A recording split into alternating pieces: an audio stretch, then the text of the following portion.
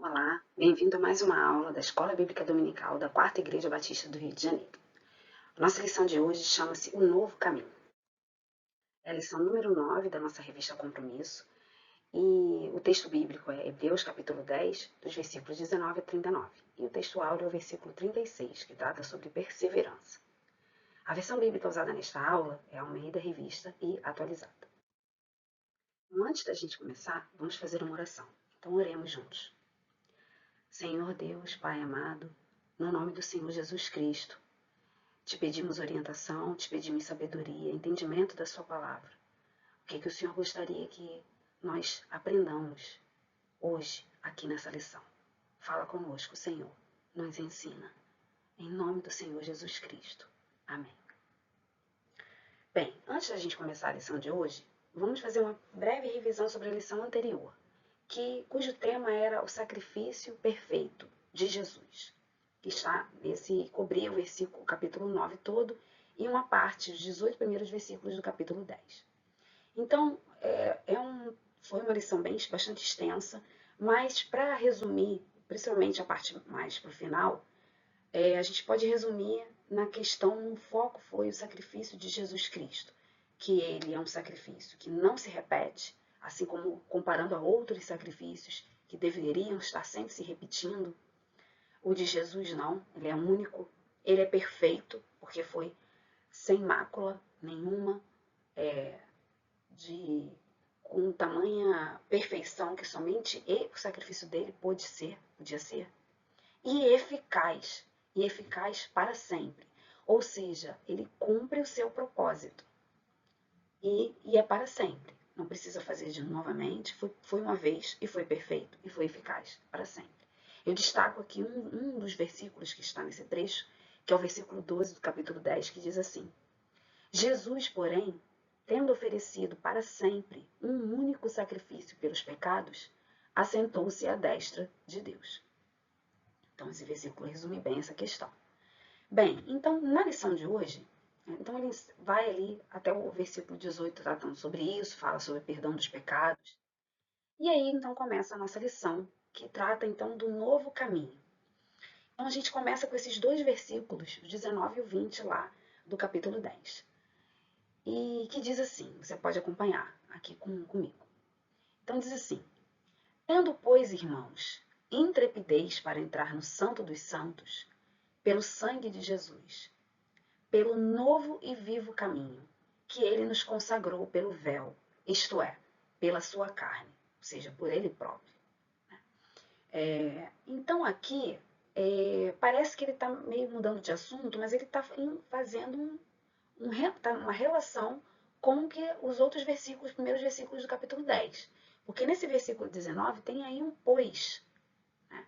Em outras versões semelhantes, em outras versões bíblicas, tem a palavra portanto. Então tem aí uma palavra que relaciona com o texto anterior. Então aqui ele está tratando sobre o caminho. E que caminho é esse? No 19 ele fala, para entrar no Santo dos Santos. Então, o Santo dos Santos era o local que representava o quê? A presença do Senhor, que representava e que onde de fato estava a presença de Deus. Onde somente quem entrava ali? Somente o sumo sacerdote. E nos capítulos, então, nas lições anteriores, a gente já estudou que quem é o nosso sumo sacerdote verdadeiro, único, perfeito? Jesus. Então aí diz, tendo, pois, irmãos, intrepidez. Intrepidez também pode significar coragem, bravura, firmeza, ousadia, né? Uma confiança que venha da firmeza dessa ação. Então, isso é intrepidez. Então, tendo intrepidez para entrar no Santo dos Santos, por meio do quê? Pelo sangue de Jesus. Pelo novo e vivo caminho que ele, Jesus, nos consagrou. Pelo véu, isto é, pela sua carne. E aí ele já faz uma explicação com relação ao o que representou aquele rasgo no véu, né, no momento da morte de Jesus. Que ele estava, por meio da sua própria carne, rasgando, ou seja, abrindo para sempre um novo e vivo caminho. Um caminho, de novo eu reforço, um caminho para quê? um caminho para a presença de Deus. Então aqui ele vai começar a falar sobre reforçar essa questão de que nós, e é claro que ele estava, essa epístola, vamos lembrar, ela tinha destinatários bem específicos, que era o povo, os hebreus, que estavam passando por todo um momento de desafios, de perseguição, de esfriamento na fé de dúvida, né? De necessidade de perseverar nessa novo caminho, certo? Mas nós podemos tomar esse aprendizado, essa lição também para nós hoje. Que aí diz que a gente pode se perguntar, como muitos se perguntam, você já se fez essa pergunta? Qual é o caminho para se chegar ao Senhor? Qual o caminho para se chegar a Deus? Como é que eu faço isso? Qual é esse caminho? Como é que eu chego na presença de Deus? Então a resposta está aqui, porque antes do sacrifício de Jesus, antes de sua morte, antes desse sacrifício único, perfeito e eficaz, que para sempre não precisa ser repetido, antes disso, somente o sumo sacerdote entrava nesse local, então onde estava de fato a presença de Deus, mas as outras pessoas não. Então havia um intermediário e para que o sumo sacerdote entrasse lá, também era necessário haver o quê? Sacrifícios de animais, derramamento de sangue.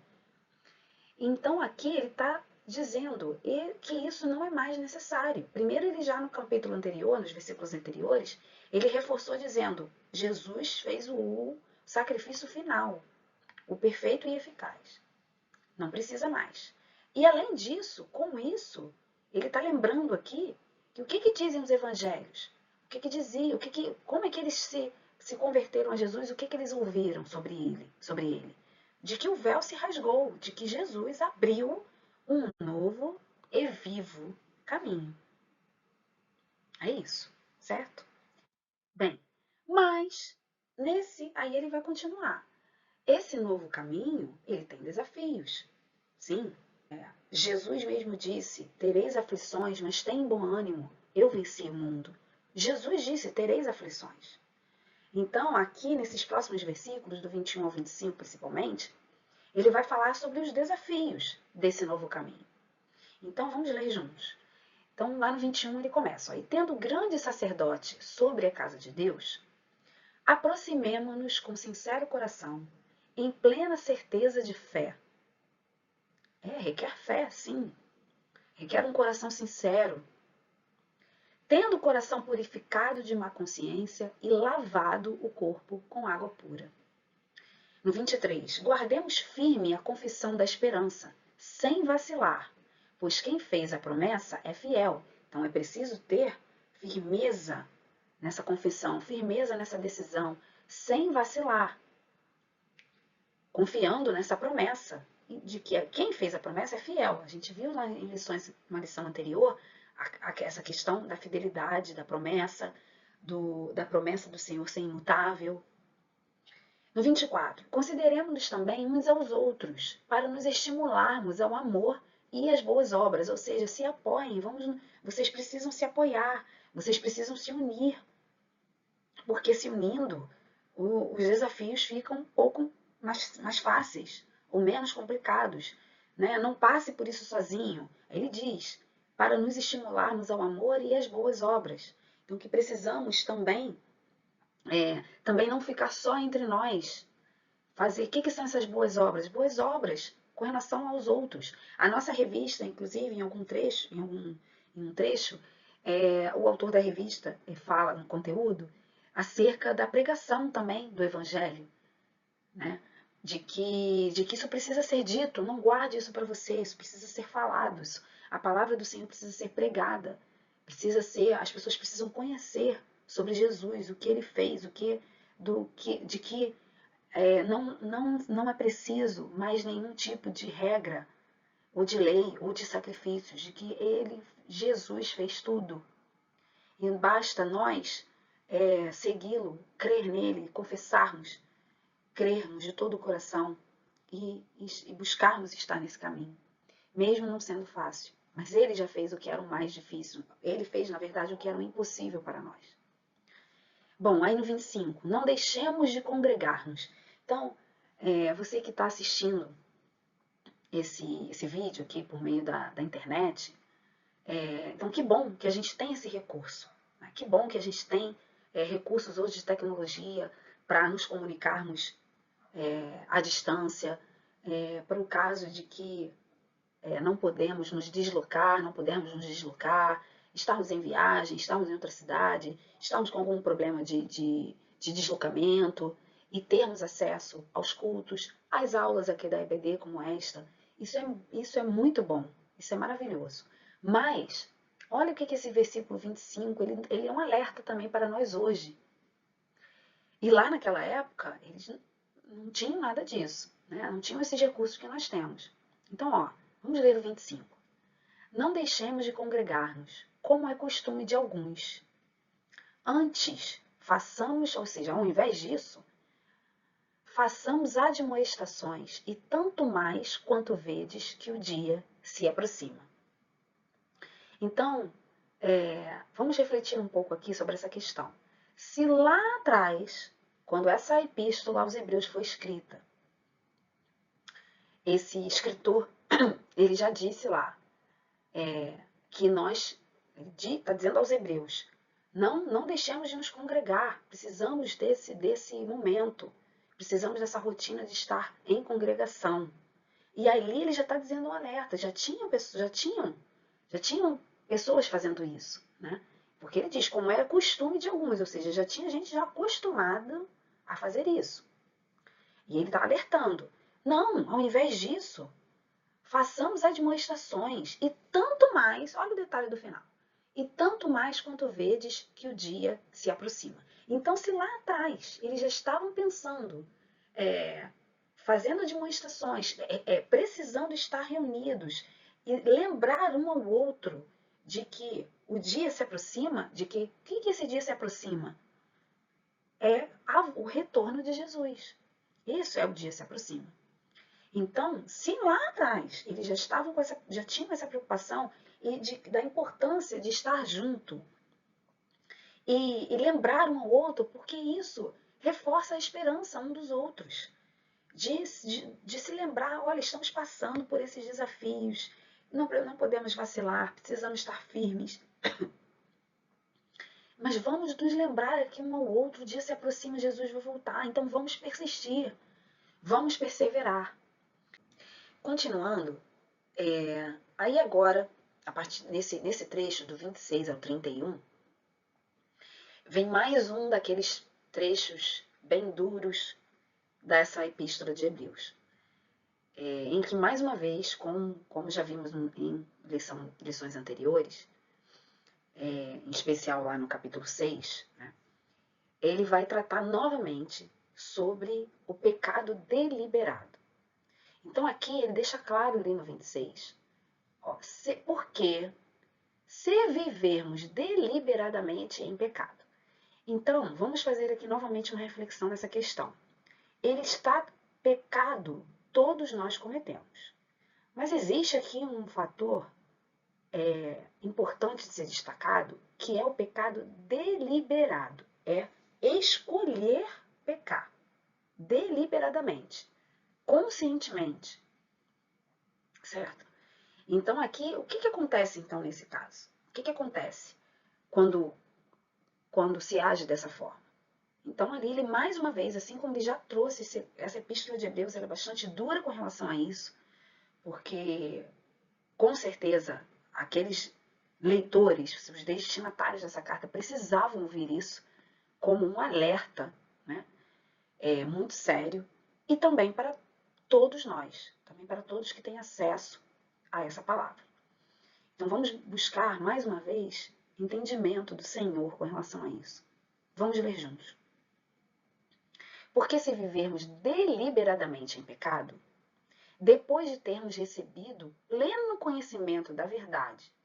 Então vejam, essa pessoa que se cair nisso não é uma pessoa que já tinha recebido pleno conhecimento da verdade. E aí, nesse caso, é bem claro aí, já não resta sacrifício pelos pecados. Aí ele continua. Pelo contrário, certa expectação horrível de juízo e fogo vingador prestes a consumir os adversários. Então é bastante sério.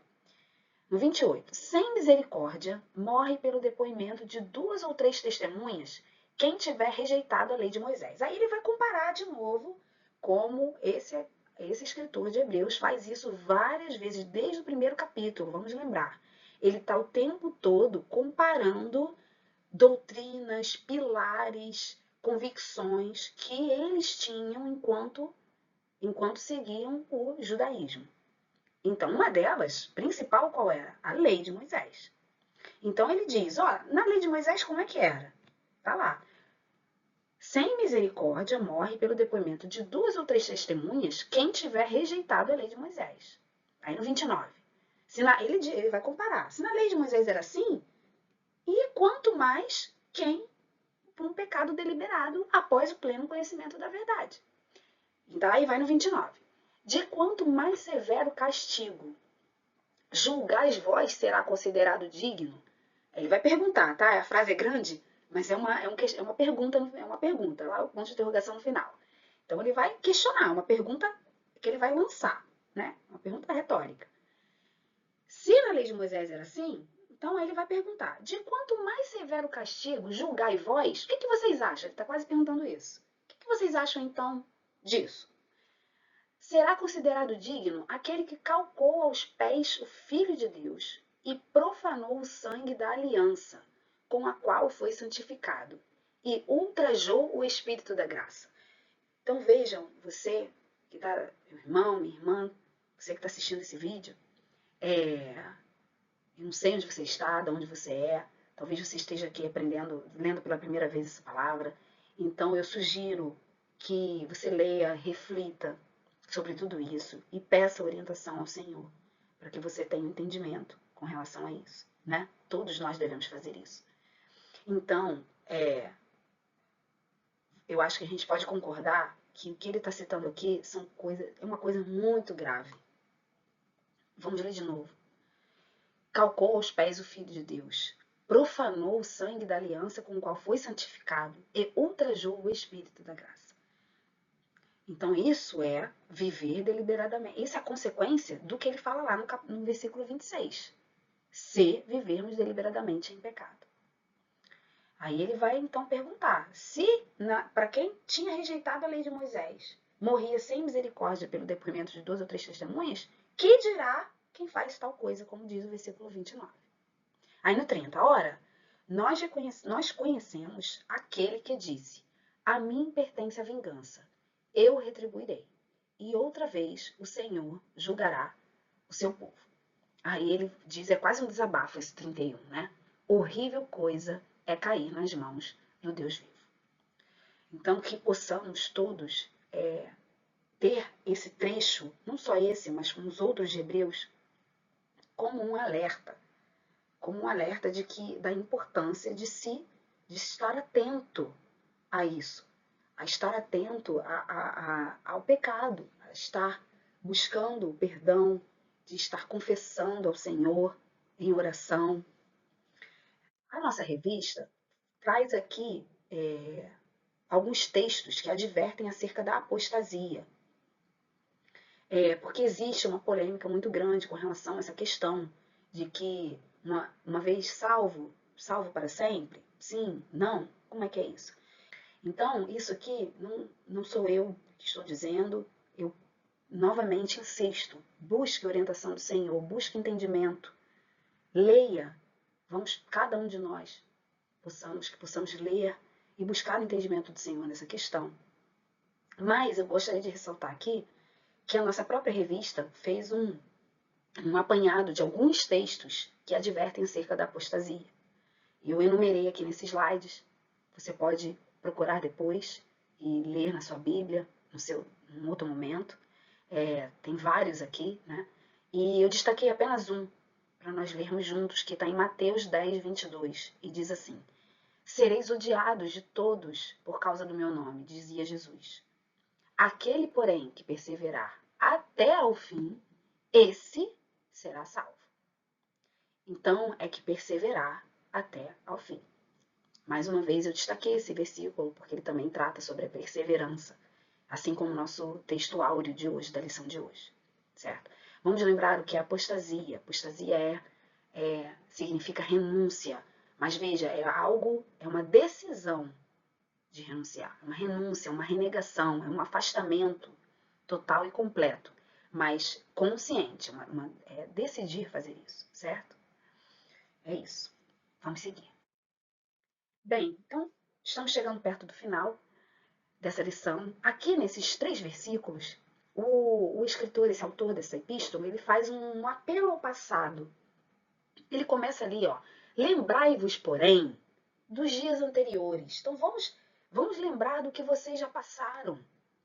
Quando vocês tomaram a decisão por Cristo, vamos lembrar, ele está lembrando, o que vocês já passaram? Não foram flores, não. Ele diz lá, ó, em que, depois de iluminados, sustentastes grande luta e sofrimentos. Eles já passaram por isso e sustentaram. No 33, ora expostos como em espetáculo, tanto de opróbrio quanto de tribulações, ora tornando-vos coparticipantes com aqueles que desse modo foram tratados. Então, eles passaram por outros sofrimentos, passaram por perseguições, tribulações. No 34, porque não somente vos compadecestes dos encarcerados, como também aceitastes com alegria o espólio dos vossos bens, tendo ciência de possuirdes vós mesmos patrimônio superior e durável. Então ele estava lembrando a eles, lembra aquele momento, né? Lembre disso, de que você tem algo, vocês já passaram por luta e sofrimento, mas escolheram persistir, porque tinham ciência, olha o que diz no final do 34. Tendo ciência, eles sabiam que eles tinham algo maior. E aí ele continua no 35, aqui no final dessa nossa lição, esses são os últimos versículos. O nosso versículo áureo, o texto áureo está o 36, que eu marquei ali. Que ele vai falar então sobre o caminho da perseverança e paciência. Então no 35 ele diz, ó, não abandoneis portanto, ó, portanto de novo, fazendo uma ligação com o texto anterior. Então, portanto, não abandoneis a vossa confiança, ela tem grande galardão. Aí a gente vamos para o versículo, nosso texto áureo dessa lição. Com efeito, tendes necessidade de perseverança, para que, havendo feito a vontade de Deus, alcanceis a promessa. Então, é mais uma vez, é uma exortação a perseverar, o que a gente já viu também em trechos anteriores dessa carta. E aqui mais uma vez. No 37, porque ainda dentro de pouco tempo, aquele que vem virá e não tardará. Jesus vai voltar. Amém. 38. Todavia, o meu justo viverá pela fé, e se retroceder, nele não se compraz a minha alma.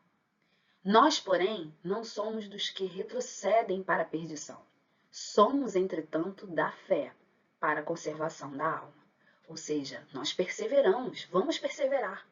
Vamos sim perseverar, porque com a perseverança, havendo feito a vontade de Deus, alcanceis a promessa. Com perseverança, vamos alcançar a promessa. Vai ser desafiador, tem desafios, mas Jesus abriu um novo e vivo e único caminho. Amém? Então, como conclusão dessa nossa lição de hoje, a gente tem que reforçar esse ponto principal aqui, de que Jesus Cristo é o novo, vivo e único caminho. Único caminho para o Senhor. Um único. É por meio dele, como ele mesmo disse, eu sou o caminho, a verdade e a vida. Ninguém vem ao Pai senão por mim. Ele mesmo disse isso. E por fim, a questão da perseverança. Né? Essa lição de hoje traz para nós uma exortação para perseverar e permanecer nesse novo caminho. Porque não há outro. Não há outro. Não precisamos buscar. E essa busca, mesmo que ela exista, ela é em vão. Ela é inócua. Porque o único caminho é Jesus.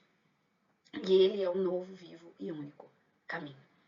Então, a minha oração é que todos nós possamos perseverar e permanecer nesse caminho.